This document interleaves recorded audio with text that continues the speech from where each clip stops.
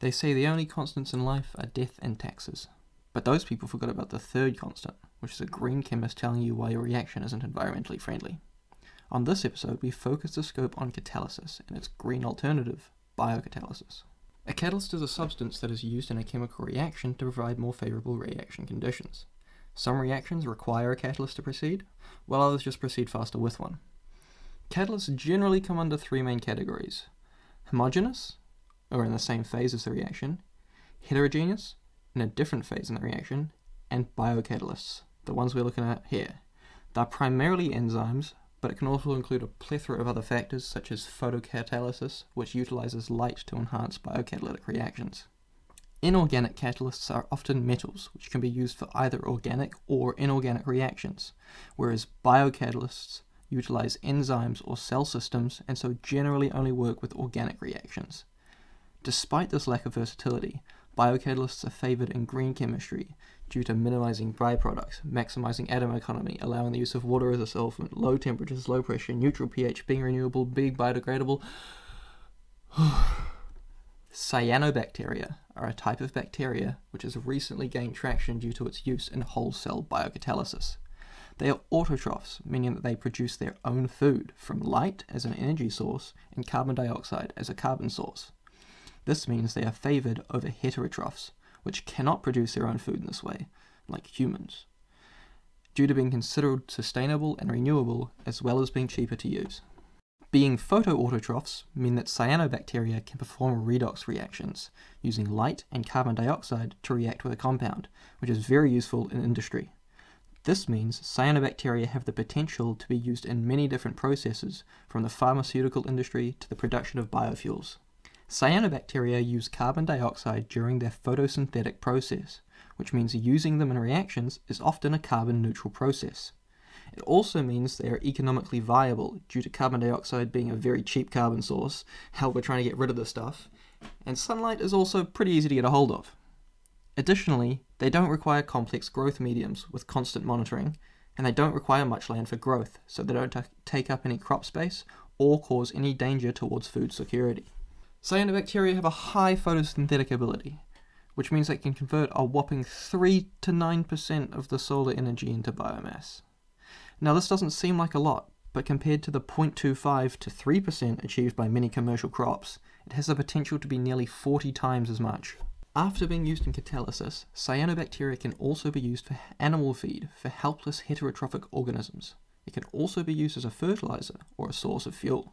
Currently, many of our fuel sources come from natural gas, coal, and oil, all of which are considered fossil fuels and are non-sustainable, non-renewable, and environmentally damaging. Biofuels are an alternative which utilize renewable organic materials from plants or animals as an energy source.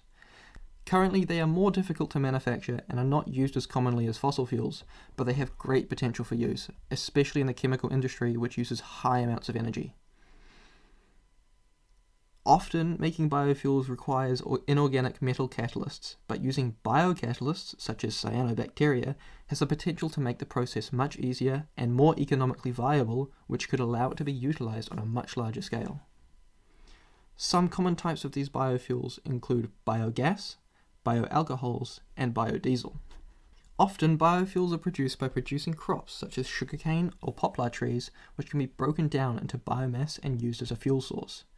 This is difficult due to the large land requirements and low efficiency in producing the required end products, and so it's still currently unfavorable compared to using fossil fuels.